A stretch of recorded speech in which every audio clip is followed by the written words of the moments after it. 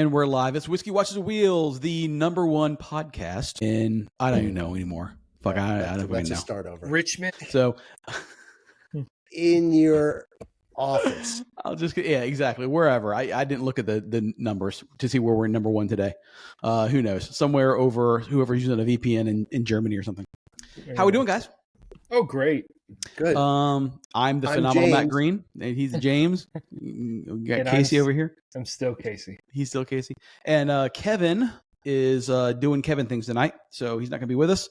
And we're going to have a fun one. I'm actually in a good mood. We actually have some cool weather in Florida for a change, which is nice. So I'm all chilling. I got a good story, though. I haven't told you guys. Yes, I love these stories. This just happened last night. Okay. Time change. Now, we've talked about this. My office is kind of in the hood, not necessarily in the nicest part of town. And when things start getting darker earlier, because I'm usually, if we don't podcast, I stay in the office till like 6 o'clock, 6:30. So now when I go home, it's dark outside and all the crazies come out at night. Mm-hmm. So I'm go out the side exit and I lock the door and I go downstairs and there's this, let's just say, lady of the night standing over there on the corner of my building waiting for someone to come pick her up. And I said, ma'am, are you okay? And she goes, oh yeah, honey, I'm fine. I'm just waiting for a ride. Okay, that's great. If you guys are you familiar with the term BBW? Mm-hmm.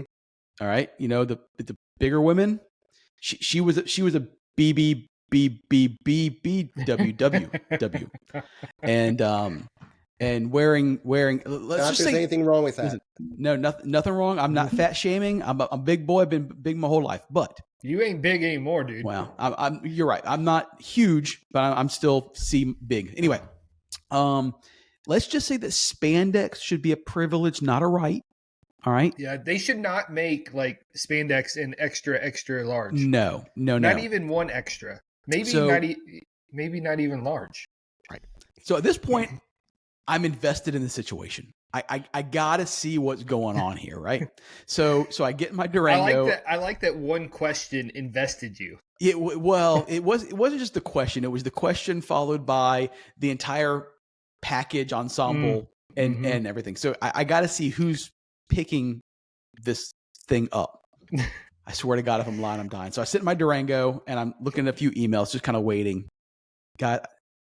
Homeboy pulls up. It's obviously a customer of Kevin's. He pulls up on a ruckus. He pulls up on a fucking ruckus. And this woman gets on the back of this Honda fucking ruckus, right? Oh, that poor and they thing. Dude, I don't think that thing went about 3 miles an hour, man. She was dragging out the back of that thing and they scooted off somewhere, dude. I don't know where the hell they were going, nor did I want to know. But yeah, I thought the thing was going to be doing a wheel stand all the way down the road. So yeah, that's how my Tuesday evening went. I don't have any stories like that. No stories? That's all right. I spent my afternoon in the woods trying to hunt Bambi. Yeah. So you were hunting because when we were texting, you were like, "Yeah, I can't text the guys," but because I noticed you were texting via satellite. So. Yeah, there's no service out there, and I even tried to do an eSIM using another carrier. Mm-hmm. It's a knockoff T-Mobile. They use a T-Mobile, but that doesn't work down in where my property is either, which sucks. But the satellite thing is really cool. I don't know if you all know about it, where if each time you buy an iPhone, you get free satellite service for 2 years. Mm-hmm. And so I think that's really cool. Never used it till I got out on the property, and I'm like texting Ashley, and I'm like, shit, this is going to cost me an astronomical amount of money. I come home, I figure out that, it's actually a service that's provided, which is pretty awesome. Mm-hmm. But I don't know if any cell service is going to work down there, but I'm going to look into the Starlink Roam service because that's a little, it's pretty small. The new one's pretty damn small. It looks about the size of a laptop and it's $50 a month. Oh, wow.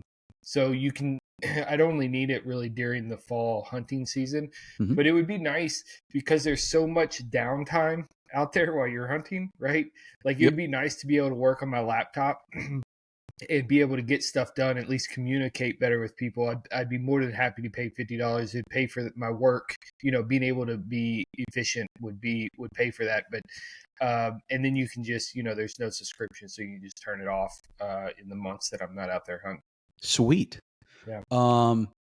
Hey, I know you mentioned in the text group text turkeys. Did you ever bag a turkey?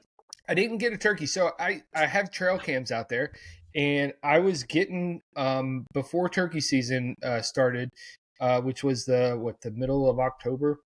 Mm-hmm.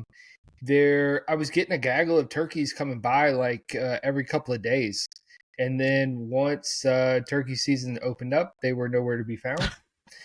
So I went and I sat out there for several days. They have a calendar as well. Apparently they do. Yeah. But I've never turkey hunted at all. And fall turkey is apparently really tough because they don't respond to calls. They're not mating. And so you basically have to find where they're roosting and scare them up. And then, so what they'll do, you can scatter them and then have them come back together. And that's when you can get them. Spring turkey, you can actually use the little call and call them in. Apparently, so, I'll find out in the spring. But have you nailed a BBW then? BBW? No. Wow. But I have deer on me every day, which is good, right? I've started to cultivate my property and open things up, and I've really tried to work on it to bring deer in. That is working. They show up on my trail cam all the time, and when I'm out there, I'm seeing a lot of doe. I'm seeing some smaller bucks, but I'm waiting. I'm kind of the true rut starts more or less like on Monday, Sunday, Monday, and it'll go for the next like 2 weeks basically. And I'm waiting for a big buck to fill the freezer. If the rut goes through and I don't get the buck I want, then I'll start taking doe. Cause like I said, I see, like today I saw 2, I was out there on Monday night. I saw 3, like, so the doe are very active. So I'm hoping they just keep pulling. Are you out there by yourself? Uh-huh. Are you? Yep. Okay. Nope. Cool. Just me. Yeah. Mental note: do not Google nailing a BBW. I will not. or big buck. Don't Google big buck because those are images you don't want to see. Nope, not doing it. Not doing it. We can't share those. No, definitely not. No. All right, man. We have a plethora of things to talk about tonight, and we're probably not going to get to all these topics, so we're just going to jump in. We're going to start off. I'm not going to forget. We're going to start off with our wristwatch check. James, you're holding something up. What you wearing, buddy? Oh, it's my turn. You're just well, you were up there so proud. So All right, there you go. I am wearing my sushi roll. Dude, I love roll. I love sushi roll. I'm not gonna lie. Yeah, sushi roll. This one just pops. It is so nice.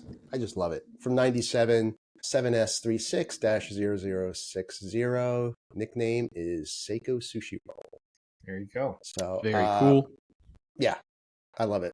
I'll go next, Matt. Before you're writing something, and I know you all always rag on me, but I'm wearing 007 tonight. Of course, one of my favorite watches. Love the Jubilee band, but this one being a relatively new watch from the 90s, right? That's probably as new as most of us go on these Seikos. But the luminescence works fairly well. So when I'm hunting, I can actually see my watch and make sure that I'm on legal time. Very nice. But it's nice because obviously, like Apple Watch, it lights up pretty good, and I'm in a blind, so I don't really want. Although it's probably not bright enough to light up my face or anything, but one less thing to worry about, a bright light on your wrist. Well, that Jubilee really elevates that watch. I'm so used to wearing mine with all sorts of NATOs. Yeah. And it just kind of elevates it. And I think that speaks volumes for how classic that watch actually is. 100%. That it looks, you can make it look dressy. You can make it look like a tool watch. You can make it it's just a great watch. And if you don't have one, track one down for our listeners who need to have one. I agree. And I do need to pick up some NATO straps that I can put on this one. And what is it? The 013, the Pepsi version. 09. 09, sorry. But yeah, I'd like to wear it more.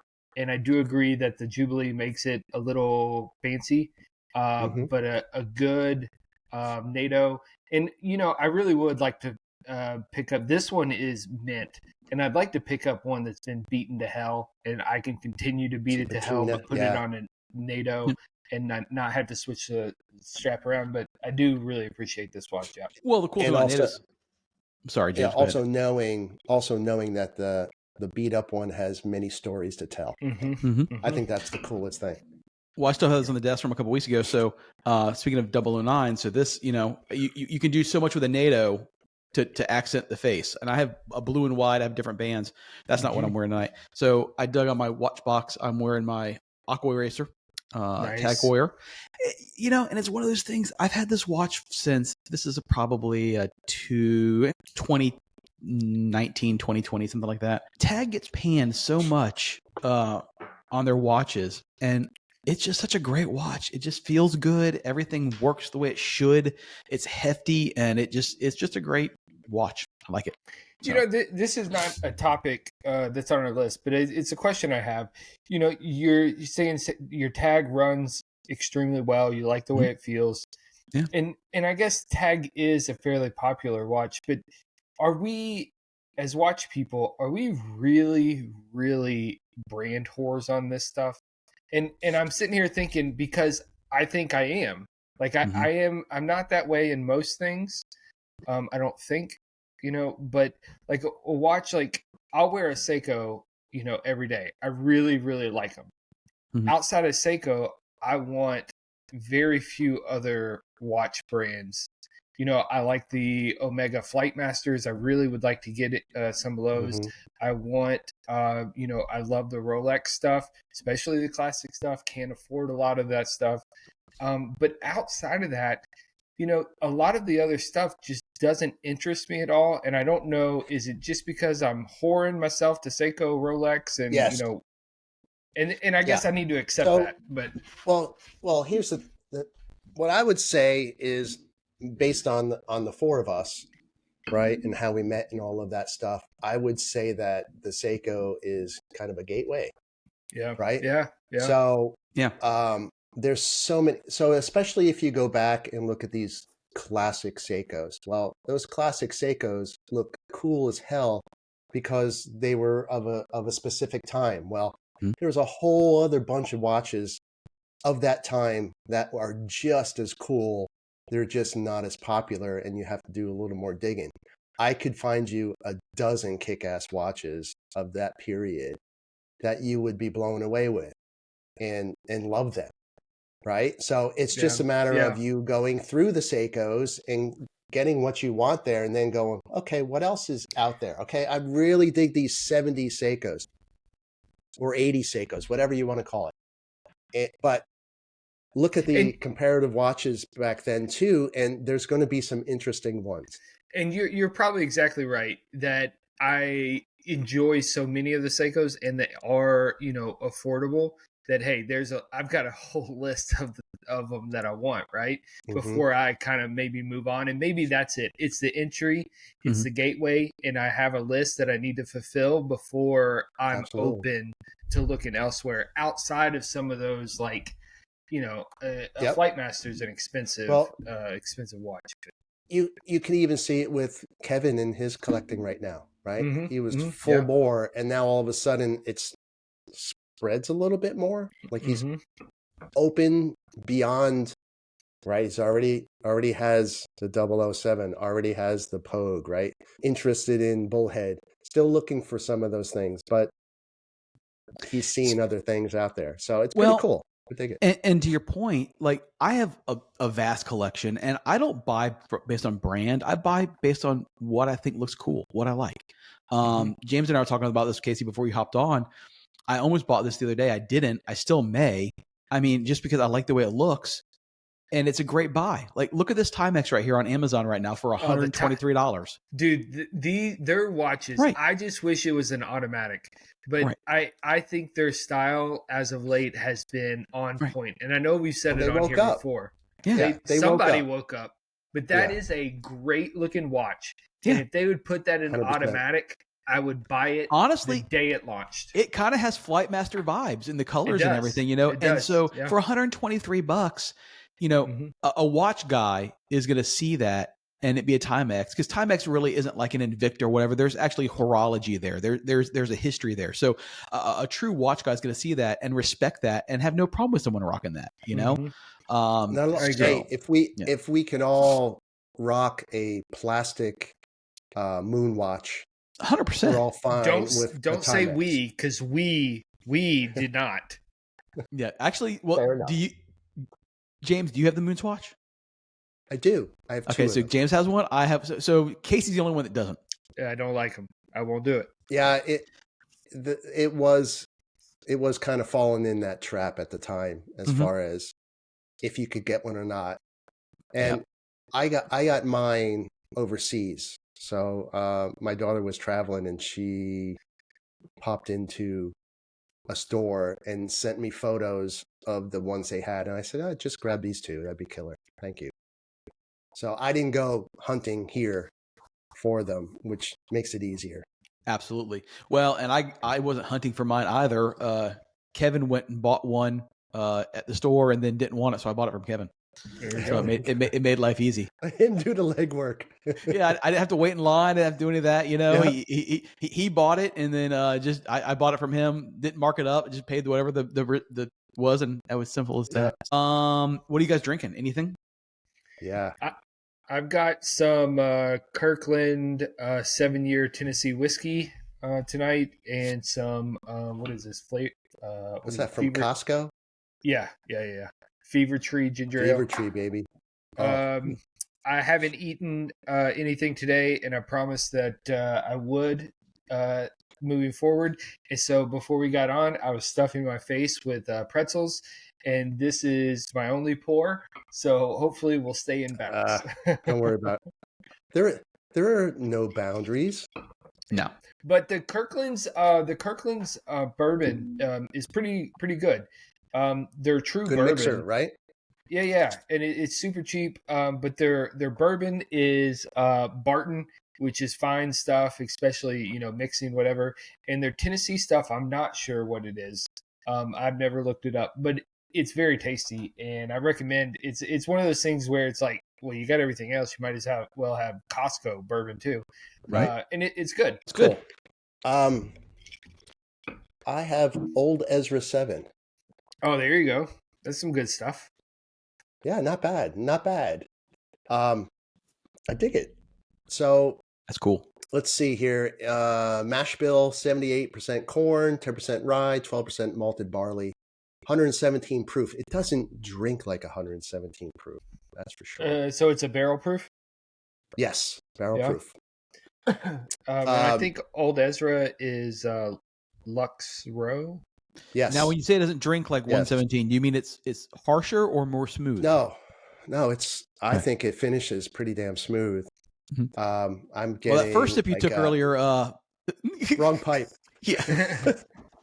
So I'm getting like a toffee out of it, and caramel, and then it's a sweet start. It doesn't give me fire in the middle. I get fire, but it's pretty smooth at the end, and I get kind of like a pecan pie.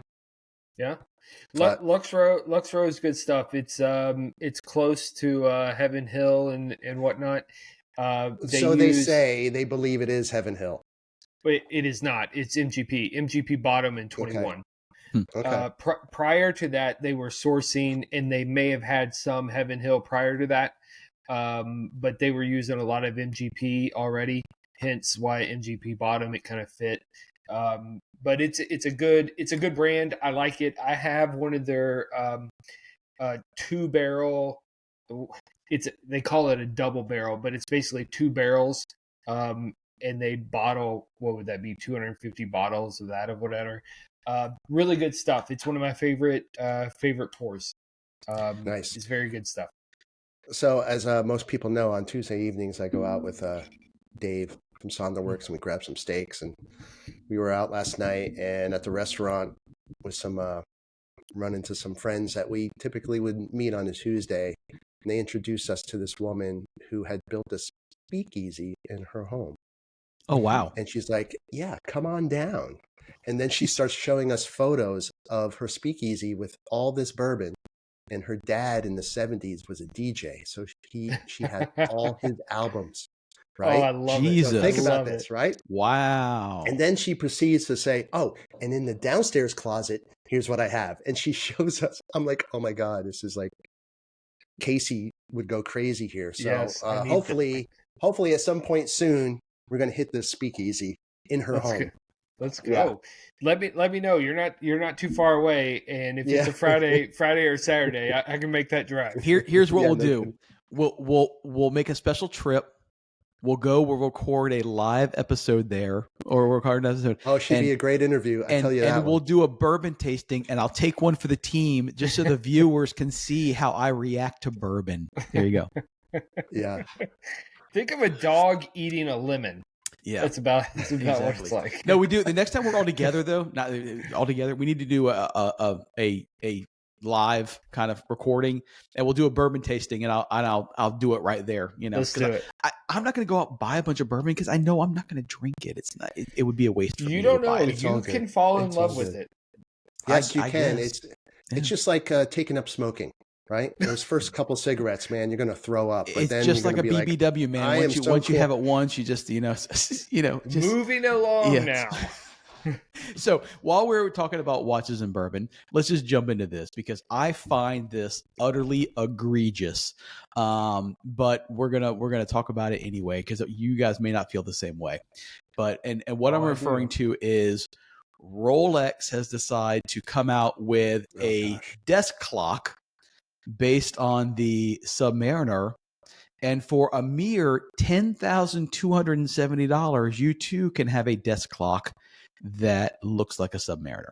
You know, I'm sorry. This is there's going to be a lot of fucking clowns that buy this, but what a stupid ass thing. There's a weight. You can buy a Chinese knockoff that nobody's going to know any different. This is one of those things where I think that you should have a Chinese knockoff. We have wonderful Seiko. Yes, we do. Look at this. And I'm going to go a step further. And a company out of Detroit, I got this as a gift too one time. I got a Shinola desk clock there you go, on here too. And at least these things, you know what they are. And I guarantee you didn't pay. You paid what? I think you probably saved about $10,000 exactly on those. Right. Yeah, it's unbelievable. What a stupid ass thing. Although it's a money grab and you know it's going to sell. But 100%. What a stupid ass thing. It already has. There's a wait list at this point. You know, you put the Rolex on there and people are going to stand in line for it. Yeah, it's not know. It's just. It's not the same metal. It's not really. It's just a knockoff of a knockoff. Right. It's not even automatic. It's quartz, I think, right? I'm pretty sure it's quartz. That would really be. Yes, it's quartz, analog, digital. There you go. Secular calendar caliber. So it probably has this. It probably has the same inside as this Seiko. Well, no, according to they have a different movement. Yeah, but whatever. They made a special movement, a special quartz movement just for it. Yeah, right from Japan. Yeah, exactly. What a stupid ass thing. Yeah, I just found it completely egregious. I mean, but hey, if people like it and they want to buy it, and if they got the cash to pay for it, freaking God bless them. And I will make fun of you if I ever see that. God forbid me to go into an interview or something where that's on the desk.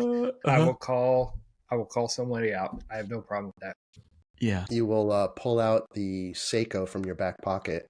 I just might show them be that. Like, here's my 80-inch. Maybe there's a business model there to be made. So you know how you buy there's a business now where you can get the metal case and you put the moon swatch in the metal case. Kevin's talked about it. Kevin wants to do it. Mm-hmm. Maybe we'll have someone make a metal case and we can take our Seikos and put them in the metal case. There you go. There you go. Done. So, wait, what color is yours, Matt? Black? Mine's black. Mine's black. And I didn't realize. Was yours, Casey? Black and silver. Did y'all realize that this is a I have tuna? A Pepsi. So is it? There you go. Well, and it's a tuna case. I didn't realize it was a tuna case. Yeah. I don't have a tuna on today. But yeah. So I love them.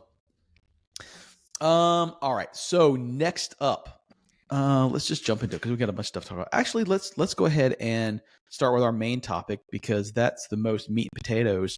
And Porsche lost $1.1 billion in Q3. It's a lot of money. It's a lot of money. There's a lot of reasons on. No, of course, I'm not going to go broke, but I printed off all the information on it, and it is pretty eye-opening on why. I mean, a lot of it's not eye-opening because we know about it. What I find interesting is, a lot of times you talk about the corporate ladder and how the biggest ass kissers with the least amount of talent make it to the top, right? And then I look here and say, wait, you just got removed as the CEO of Porsche, but they keep you on as the CEO of VW, which is one of the largest brands in the world. I didn't realize he was doing double duty. How do you fucking fail up? But I found it really odd when I saw that. I did not realize that he was running VW and Porsche. When he came out and had this big electric push for Porsche, I guess VW drank the poison as well and made him CEO over there. So now he's stepping down in January. And for the listening audience, we're talking about Oliver Bloom. Oliver Bloom was the CEO of VW and Porsche.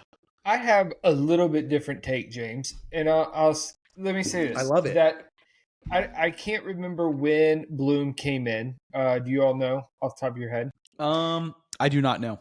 Well, what we do know is that over the last since 2014-ish, Porsche has been on a freaking rip, right? True. When the 991.1 came out and they started doing those GT3 variants, that's the most highly produced GT3 variant that's ever been. And they continue to pump those out and making a shitload of money. Margin, right? 2015, by the way. All right, 2015. So that would be the .2 version then. But still, point being is that they've been ripping those GT3 variants out, making a load of money. Conversely, they had the governmental push to basically almost, in my opinion, force the manufacturers to look heavily and move towards the electrification. He had to try to implement that. We know that since then, the launch of the Taycan, which for a Porsche vehicle has the early adopters, it took off. The sales aren't so great now, but it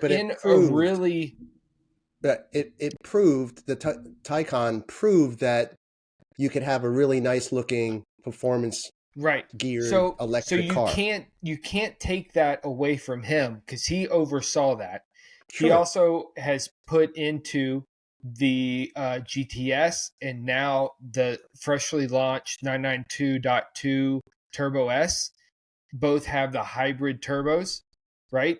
Which I think is interesting. They sound amazing. Yeah. The reviews have been off the charts about that system. So while the overall landscape is changed under his tutelage, I don't know that it's all like he's reaping the wrath, even though so much of that was government instituted, but he's implemented it into Porsche pretty well, right? Right. But I think his downfall has been the full electrification of the Macan. Agreed. And the Boxster. Terrible and decisions. All of that. Right. Terrible decisions. And not only do you take a mid-level priced Macan and then add 30,000-40,000 on top of that, but it didn't sell. Right? No, I totally agree that is his downfall and probably why he's being removed. But in order to pay for that, Casey, right? But in order to pay for that, they took the company public. In order to get those billions of dollars for the electrification, they took the company public. And guess what? That's not working out right now. Yep. Yeah. I don't disagree with that. I think that you still can't remove from his tenure his successes. Yeah, I get it. Yeah. Some great successes.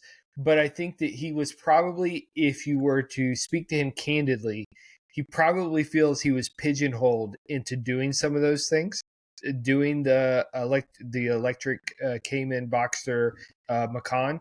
and perhaps would not have chosen that were there not government mandates. We'll never know. It doesn't matter at this point. That's likely why he's removed and why they lost so much money. We know that's why they lost so much money. And the new CEO coming in, who's from, McLaren and whatever, he doesn't have like an easy path either, because he's now going to be overseeing these, the bringing back of the Macan and Cayman Boxster ICE engines.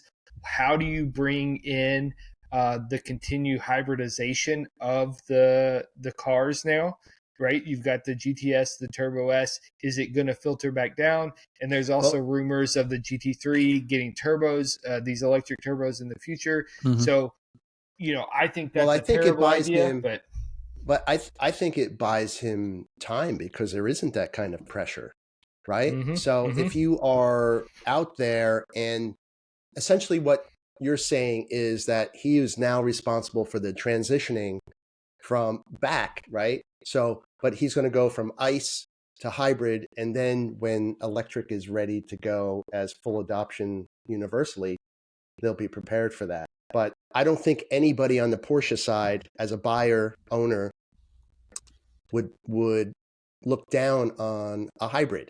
I think actually the market's already shown that it's doing well.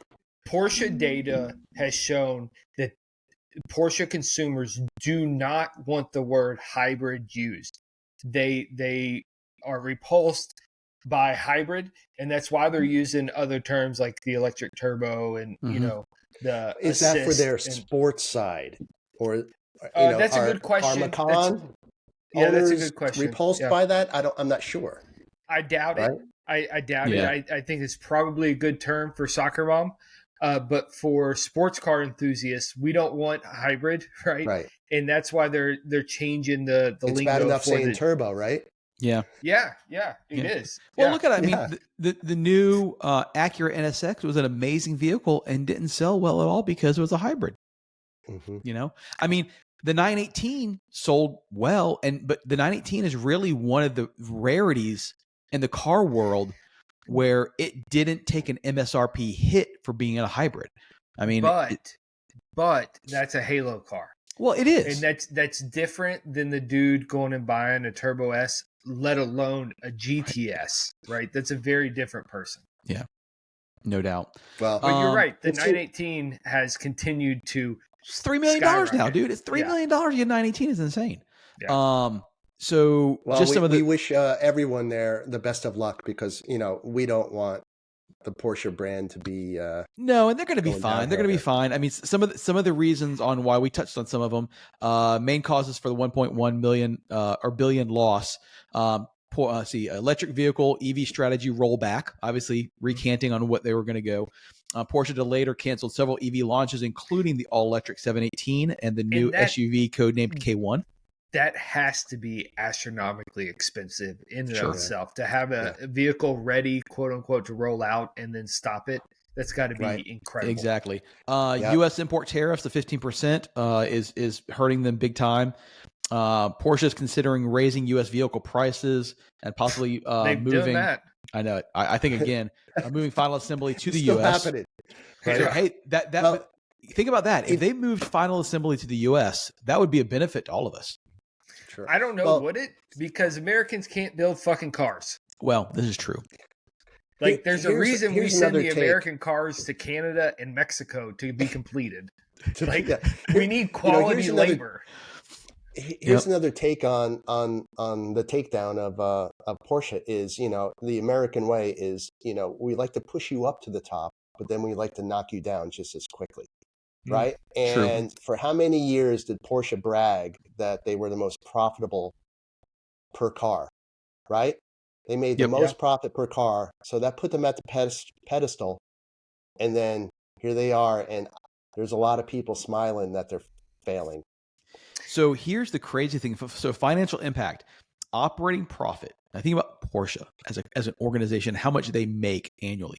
Operating profit collapsed by 99% to just 40 million euro. Wow. That is not a lot of profit for someone making the billions of dollars they do. Yeah, that's not sustainable, right? No. Nobody's going to buy that stock, right? There's no dividend on that. Yeah. So think about this, their sales revenue dropped 6% year over year to 26.86 billion. So they made 26.86 billion, yet only 40 million of it was profit. And then 10 million of that went to Bloom CEO's compensation. I do wonder where the margins of these electric cars play into all this, because we know that they make a shitload of money off the high end cars, right? The turbos, the GT3s, and then as you come down their scale, the margins obviously drop, but they make it up in volume. But if you're planning on getting rid of those, and as we discussed, like you're looking at changing the whole platform over to electric, and then all of a sudden all that money you've put in, they probably immediately turned around and wrote all that stuff off, like, or no doubt. I don't know how you can actually do that. I'm not an accountant, but I'm sure they put, when they stopped and couldn't launch those vehicles, all that potential went into the loss column and created this 1.1 well, think about it in these terms. So it scrapped plans for their in-house battery production, right, resulting in a $3.1 billion write-off for the year. So and that was just the battery production. That wasn't even the other plans. So, and that was 3.1 billion. I didn't know this. Down nearly 20% year to date on their stock performance, and Porsche was removed from Germany's DAX index. So in 2023, their gross margin was almost 26%, 25.8. Okay. Right? By 2025, the return on sales dropped to about 5.5%. Wow. Yeah. Yeah. There's no reason to continue to work only making 5%. And so they'll figure this out. So, well, and the good thing is that, unfortunately, I mean, let's face facts. Everyone's gonna be fine. Bloom's gonna be fine because he's still freaking running VW. So I mean, he's had a great amount of success. There's just a couple key elements in this brand that have not gone well. Moreover, the new CEO coming in, I think is actually, he seems to be decent. He's helped McLaren and who else? Ferrari at one point. Ferrari. He has some EV experience as well. And unlike McLaren, Porsche can actually build good cars. They don't fall apart. So they're built to drive. So they hold their value. They hold their value. Apparently, he was part of the total screen takeover in Ferraris, which they're now rolling back. Oh yeah. So there's some kind of iffiness out there. I think Porsche has, as well started to roll some of that back as well, and they won't go full screen stuff.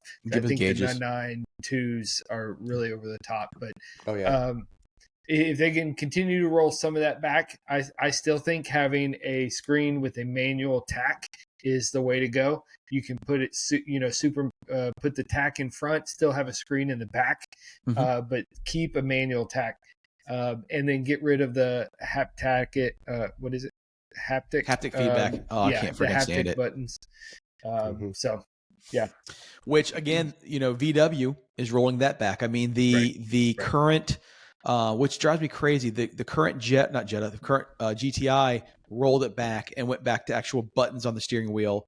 But the Golf R still has the haptic feedback, so hopefully it gets it in the next refresh.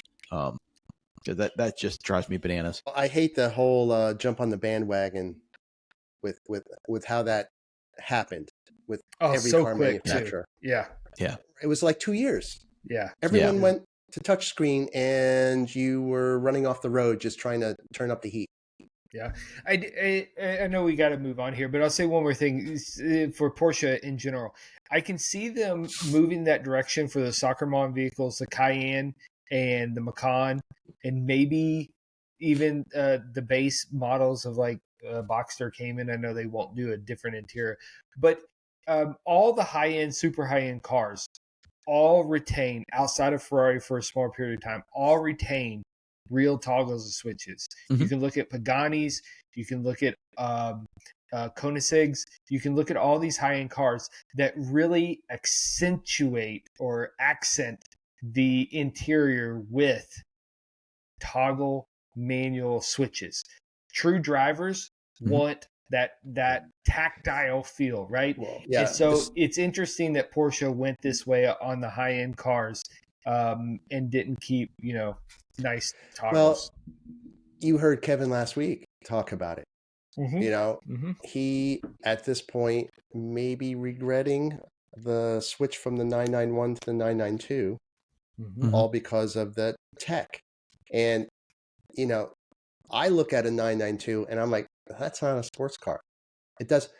From the inside, I look at that. I don't need any of that. There isn't anything that ages your car quicker than the tech inside of it. Yep. Now, you look at some of these BMWs, these older BMWs, these M3s and such, that before the big screens came on, you look at those and they still look modern. And they'll never age because they don't have the tech in there to age out of. They still have all the buttons. They don't have the big screen, and it still looks modern, and it always will. Yep. So now, the good thing about those BMWs is they're inside looking at the inside, because God forbid you look at the outside at the beaver teeth, because right now, hell yeah. Yeah. I mean, I follow BMW on Instagram, and the shit that they are pushing to me. I mean, you've seen it. I've taken these screen caps, and I'm like, I don't even know what I'm looking at. It looks so terrible. Well, but, and driving home today, keep selling them. We had this conversation via text earlier in the week.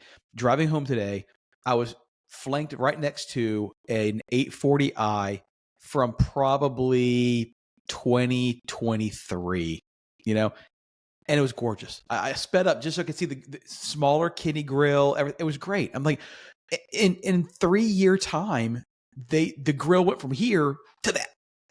It's insane. It's just massive. They and Lexus, right? Toyota went to massive. Yeah. But the thing is that if you take out the grill, the picture you sent us, James, of the black something, 7, it is extremely generic. The rest of the car is generic as fuck. And you could put a Toyota Camry grill on that car, and I'd say, oh, that's the new Toyota Camry. There it is, right there. That is hideous. Yeah, it's hideous, and it's so generic. The lines of the car are so generic. So here's the problem. I don't know if that's an Infinity or not. I don't know. But here's the problem. I know these vehicles keep getting more turbos and more stuff, and they keep getting hotter, and they have to find creative ways to get more cooling to the engine bay. I get that. But there's got to be a better way, man. These massive grills just aren't it. They've got to find some other way to do it. Yeah, agreed. Anyway. But since Casey mentioned Lexus, let's do this, because let's go to the world of Japan, because we have a couple stories for JDM. My inner JDM child. I truly am a child of JDM. I love everything JDM. And so Toyota, which I don't understand this, but they've decided to launch a new premium brand above Lexus, and it's going to take on the Century nameplate, and it's going to be a tier. Basically, Toyota wants to try to compete against Bentley and the likes of those, and I just don't know that's going to work. I mean, VW tried to do this way back in the day with the Phaeton, and it was a miserable, literally. But wasn't that? Didn't that have a terrible engine in it that kind of doomed it to death? Well, it wasn't terrible at the time. It's long-term reliability has deemed that it's not a great engine, but it was a W12 engine at the time. It was basically I think they took, it wasn't the Lamborghini engine, but it was something with 2 cylinders lopped off or whatever. But yeah, it was basically a W12 engine, 12 cylinder. I hope they have better styling than I like they've that. had. I mean, it's cool as hell, dude, but it's definitely of a certain period, right? Yeah. So here's what we know. Give me a fur coat. Here's what we do know. So Toyota has officially launched Century as the new ultra-luxury brand positioned above Lexus with ambitions to rival the likes of Rolls-Royce and Bentley. So Century is going to be a standalone brand, no longer just a flagship model under Toyota, which is not offered in the U.S. anyway, but it would be now. Embodies the motto "One of One," aiming to deliver bespoke, ultra-premium experience. Toyota chairman Akio Toyoda described Century as a symbol of Japanese pride and craftsmanship with a mission to shape the next 100 years from Japan. Hey, if you want to shake it up, I don't think it's a bad move, especially with, how, there's plenty of people that can afford an $11,000 Rolex to sit on their desk. Yeah. Right. So there's going to be plenty of people here that want to get into this low volume, high end luxury car. Yep. So they've already debuted multiple models at the 2025 Japan Mobility Show. One dubbed the Century Coupe as a concept, a high-riding Grand Tour with a fastback roofline, sliding doors, features a Phoenix emblem, 60-layer metallic orange paint, asymmetrical door design. Oh God, please! Well, not a yoke steering wheel. No, thank you. Well, who cares? It's going to be somebody you hire to drive it. Well, it's true. I think the idea of Toyota doing this is clever in the sense that it's going to be cost efficient to maintain. It's going to work in the way that the Japanese cars work, right? True. Like they have this style and like utilitarian design that is just fantastic, right? We've all owned, or I think you all have owned Toyotas. James, you've owned Toyotas, I'm sure. But Lexus. Their shit just works, and it has things in the right spots. It's not weird. The ergonomics are good. Whereas with the other like a Bentley or something, you're getting a BMW, the engine, the drivetrain, and whatnot, and that stuff is weird, and it bings and bongs and like in weird things. And now the English certainly do know opulence and like how to do that, and the Japanese style is going to be different. But I think the utilitarian aspect is probably going to be superior on a Toyota than it is from a Bentley or any of the other tanks that are out there. So their global strategy, initially focusing on Japan, obviously. Toyota is considering expansion to China and possibly the U.S. Century if they vehicles. go to China, it's going to have to be electric. All the Chinese cars are 100% electric. Century vehicles may be sold through Lexus dealerships internationally. No confirmed launch dates yet, but they are expected to start at above $200,000. Damn, good for them. Might as well try it. What the fuck? Why not? How many different lines is Toyota going to try? They got Century, Lexus, Toyota, Scion. What else they got? Well, Scion's dead, but yeah. Well, right. But and listen, at the end of the day, if it's a success, it's a success. If not, they'll just take the tech and roll it into Lexus and move on. They won't be out anything. And I gotta say, it sounds crazy, but $200K isn't a lot for a car anymore. Yeah. Well, and look at this way, which is weird. It worked. It worked for Lexus, which was really only a North American brand. It's literally straight up North America. It worked with Hyundai and Genesis. I mean, the Genesis started as a model, and then they spun it off into its own brand, and has been very successful as a brand. So it's not the first time this has happened. And hopefully, I wish them well. Staying in the land of the rising sun, Nissan, of all people, put out a official confirm that they are returning of the Skyline. So not as a GTR, but actually the Skyline sedan. I hope it's just not a name grab. I have a lot of respect for the Skyline name. That's where the GTR came from. I like Skylines, especially the JDM models. The photos that I saw online really just looked like a rebadged Altima. Pretty ugly. Yeah, it wasn't great, but it says the new Skyline will be built on a revised version of the FM platform, which currently underpins the Nissan Z and the outgoing Infiniti Q50, which when you look at the photo, you can see Infiniti Q50 in it. It will be manufactured at Nissan Tochigi plant, where the Z is currently built. The Skyline is being reimagined as a rear-wheel drive platform sedan, which is great. Performance sedan, sitting somewhere between the Z and the GTR in the brand's lineup. Design cues will be inspired by GTR is late gone, 60s. isn't it?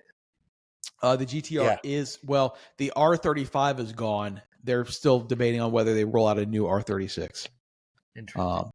Yep. So yeah, who knows? I mean, it could be absolutely horrendous, or it could actually be cool.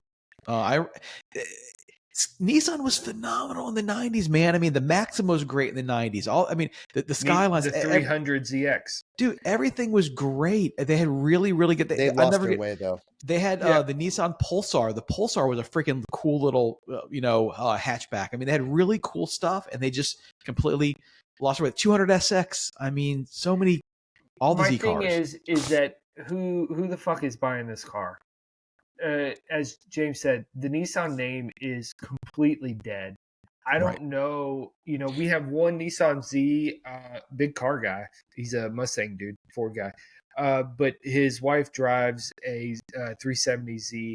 It's a great looking car. I've never been in one, haven't driven one. But other than that, what the fuck else are they producing? I have no idea. I don't see them. No. I wouldn't buy one. Yep. And they're rental fleets. They're the Ultima. The Ultima is really the only thing they got left. So they're a piece of shit. So who's buying this car? I haven't seen a Nissan in ages that didn't have something flapping in the wind. Right. Yeah. Some piece of bodywork flapping in the wind. The problem is Nissan, like a lot of manufacturers, Mazda went through this a bit, but was able to kind of pull it out. They've come out strong. Right, exactly. So Mazda turned it around. Nissan hasn't. But again, Mazda went through and got backing with Ford for a while and was able to muddle through things. The Miata is such a great car. Think back to what would that be? The mid 90s on when when Mazda came out with the little lingo zoom, right? They started making small cars that were decent looking, peppy, and not basic. Like they had like stuff in them, but they weren't overly priced. They priced it to where everyday people could buy it, and they sold a shitload. The 3 Series hatches. Yes, and the Mazda Speed brand. The Mazda Speed 6 was great. The Mazda Speed 3 was awesome. Agreed. So here we have Nissan. If we're saying they're in a similar position to Mazda, and I'm just using the mid 90s, early 90s, is this a car that people can afford to buy? Is this going to be a mass market car? Where's the car that the new professional that needs, I don't know what the equivalent, but like a $30,000 car. Right. Like they need a new car. They don't know how to maintain it. They need the warranty, etc. They need a $35,000 car. Nissan could be that, but no, they're selling shitbag Altimas to Hertz, and then you have the Z, and then the Skyline or whatever the hell. Yeah, the Skyline. Just the Z. Just the Z. I mean, just the Z right now. They make an SUV. They make a couple. Yeah, a couple SUVs, and that's pretty much Current it. Lineup. Okay. Current lineup. Cars, sedans, Nissan Versa, Sentra, Altima. Then we move into SUVs and crossovers. We have the Kicks, the Rogue, the Murano, the Pathfinder, which has a legacy. There's a legacy in that Pathfinder. Right? At one point in time, Pathfinder was right there with Forerunner. Forerunner and Pathfinder were both good. Yes, I haven't heard of recent good reviews of that.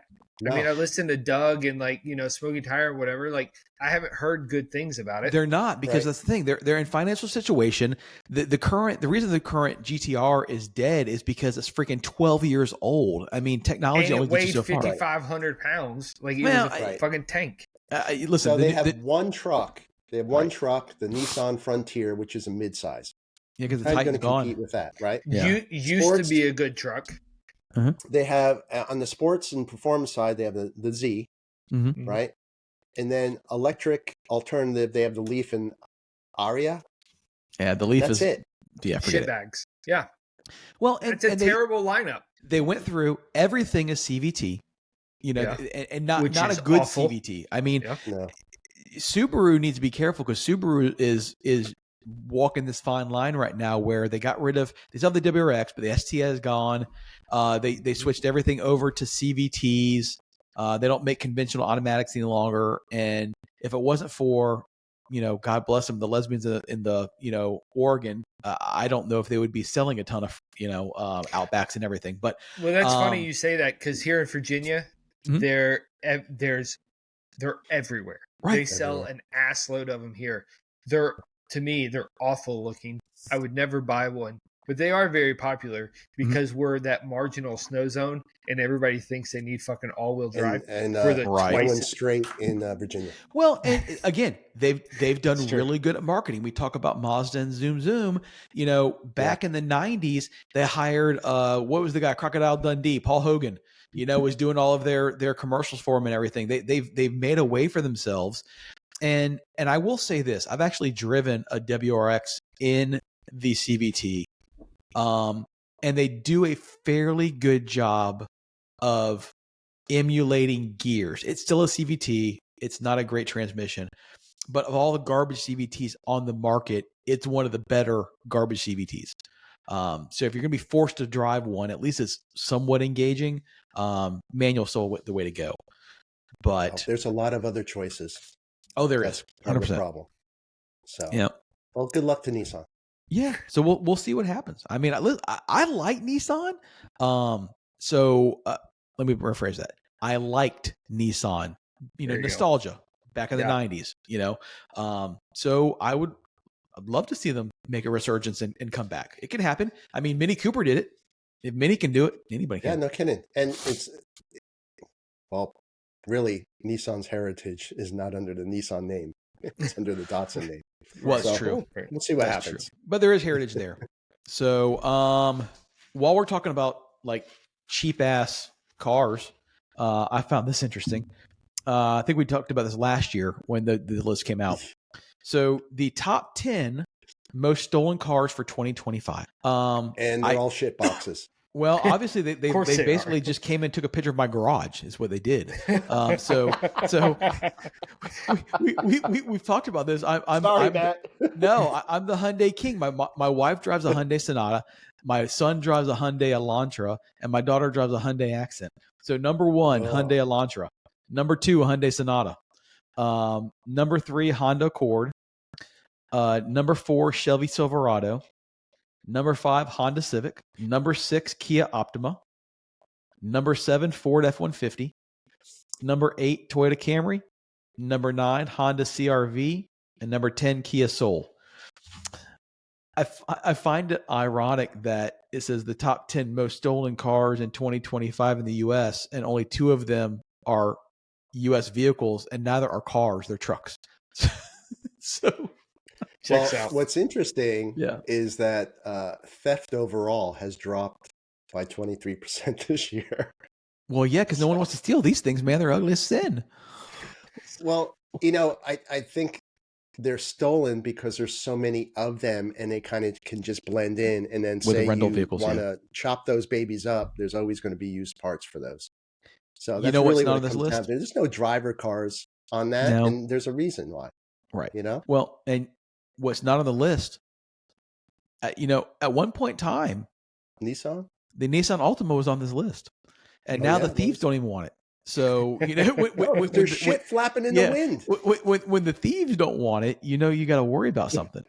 So no Nissan. So there you go, Nissan. Your goal for 2026 is to get back on the theft list. All right, don't worry about coming out with new stuff. Just make your current stuff better. That's all we can say about that list. Well, that is all we can say about the list. I mean, it is what it is. Let's do this. We're right at an hour. The last thing I would say is every one of those cars are an A to B car. You start at A and you just drive and you get to B. That's it. Yeah. Yep. Sometimes these little shit boxes, though, actually have pretty interesting features. I will tell you, James, when I was in your neck of the woods for your birthday party, I rented a car, and it's, I use Emerald, and you go pick out whatever you want on the lot. You just grab whatever, the keys are in it. And I just grabbed a Ford Escape. I haven't driven a Ford in freaking 20 years. And the Escape is it's a little SUV. SUV, right? Yeah, dude. I'll be honest with you. It wasn't horrible. It wasn't great, but it wasn't horrible. But they had some pretty interesting tech in there that I hadn't seen anywhere else. Like literally, like okay, my 911 has automatic windshield wipers. Not a big deal. It starts raining, they come on, whatever. But like for instance, my Durango, I get in, I turn on the windshield wipers, not a big deal. Well, the back one on the back glass, especially in the morning with dew and everything, you have to manually go through and turn it on. The Ford, you crank it up. As soon as you crank it up in the morning, first thing, it just swipes that back one time by itself. I'm like, well, that's interesting. Just stupid little things like that. That please, Matt. No, but it's just thinking smart stuff like that. Yeah. So on the Macan, in the morning, if I put it in reverse, that back wiper automatically. That's a setting you can turn that on and off. They should. I mean, I love it. Dodge don't do that kind of stuff. Not that's why I bought the car, but it does have something. But it does. Well, there you go. Well, yeah. I would say for all that money, but actually Macans are fairly affordable. They're really not that bad nowadays, especially if you get like There's a wide range of Macans. Yes. Yeah. I mean, you can get a Macan for freaking 45 grand. You got your sporty, as Casey would say, soccer mom car, all the way up to the proper GTS, which is a ripper. Yep. Mm-hmm. I mean, you can get a basic Macan literally with 8,000 miles on it for like 45 grand. Well, they depreciate quickly, right? Yeah, I mean, when I'm looking for my next car, I will certainly look at a Macan Turbo. As an alternative. I don't think I want that, but it'll not be the GTS. I don't know. I'm so used to my turbo now. I really like turbos. Yeah. Oh man. Nah, come on, man. I want Casey to get a Panamera Gran Turismo. Panamera is actually the car I want. Yeah. It's just going to be hard because I'm so used to just being able to hook up to the Cayenne with the trailer hitch and just do the shit. If I have to, tell my wife, leave your car today, like that can get annoying. Yeah. So it'll be hard to pull me away from the. I will say this: they've done better. I like the front end styling of the Panamera. The back never really did anything to me till the Gran Turismo came out. I like that wagon look. Yeah. But I saw a brand new Panamera the other day, and it's still sloped down. It's not the Gran Turismo wagon style, but they've raised that roof line up a little bit to where it gives it more of a wagon look. It looked much better than it used to be in the first gen. Well, I hope they keep those around. I really do. I do too. Because full transparency, I'm fortunate enough to have a fleet vehicle through my company, so I don't have to have a personal car. I mean, it's my personal car. But if they ever went back to our old system where they just give us an allowance and we have to go get a car, I would be looking at probably a Panamera. Mm-hmm. Let's leave on this. All right. Since we talked about GM last week losing their ever-loving mind about the CarPlay and paywalls and all that. Chevy, a GM company, which I kind of respect this a little bit. They're tired of people flipping cars. They're tired of people going through and buying all the good shit and then immediately turn around trying to flip it and make all this money. So they announced that Chevy's going to start voiding your warranty for a Z06 or ZR1 if you flip it within the first 12 months of delivery. So if you buy a car and within the first 12 months, not a car, ZR1 or Z06 Corvette, you sell it in 11 months after you buy it, that warranty based on the VIN number is now void. So the person who buys that from you has zero warranty. I don't know how they can do that. I don't know how that's legal. I don't know. I mean, obviously they have more lawyers than I do. So no, I mean, totally understand. And I'm sure that they're doing it because they think they can. Right. I'm just curious how you can void a warranty just by selling the vehicle. And my question is anybody flipping Corvettes? Who gives a shit? Man, listen, I think James. when they first came out, they did. You know what? I know. I'm just poking the bear. I'm not gonna lie to you, dude. I'm there with you. I'm not gonna say that I'm not a Corvette guy. What I mean by that is that I respect the car for what it is and the technology, and they are amazing driving experiences. And when I was shopping for my 911, at the same time, I was shopping because for me, I was coming out of the FRS. The progression in my mind was, okay, let me get another front engine rear wheel drive car, but with more balls. And so like the C5, C6, Z06 is what I was looking at. Same price as the 911 that I was looking at. And the reality is same age, we're talking, 07, 08. And they were just fucking rattle boxes falling apart. They were just not, the build quality wasn't there. Plastic, a lot of shit. Yeah. They've always been poor interiors. They drive well. They really do drive well, and you get a lot of horsepower for dollar on those cars. You really do. If you're looking for just a track toy to go out and beat the shit out on a track day, they're great cars. They really are. So I'm not going to not give them props. They are good cars. And the current C8 with the mid-engine layout, from what I understand, is a great vehicle. I'm not a buyer, but it's supposed to be a great car. So I guess they are, and they're not cheap. Well, they're expensive. No, they're not. That's the thing, is they used to be the value sports car, right? I don't think that's the case any longer. They're quite pricey. It's all relative. I mean, so if you look at it, they basically went out and took a Ferrari with a 458 and basically made an American version of it. And so apples to apples, if you compare it against a McLaren or Ferrari, it is a bargain, but it's not a bargain for the majority of buyers. Agreed. So let's end on that. Yes, let's end on that. You guys got anything else? We're good? Yeah. Awesome. Well, I enjoyed this. Miss Kevin, yeah. Hope you're back next week. Guys, thanks for listening. Hit us up on our website, whiskeywatcheswheels.com. Head over to YouTube. Please, if you're listening, head over to YouTube. Even if you don't watch it on YouTube, like and subscribe. We're trying to grow that audience. And if you are listening on your normal platform, thank you very much. Feel free to reach out, ask us questions. And on that note, we'll catch y'all later. See you on the flip flop. Bye. Yeah. Bye-bye.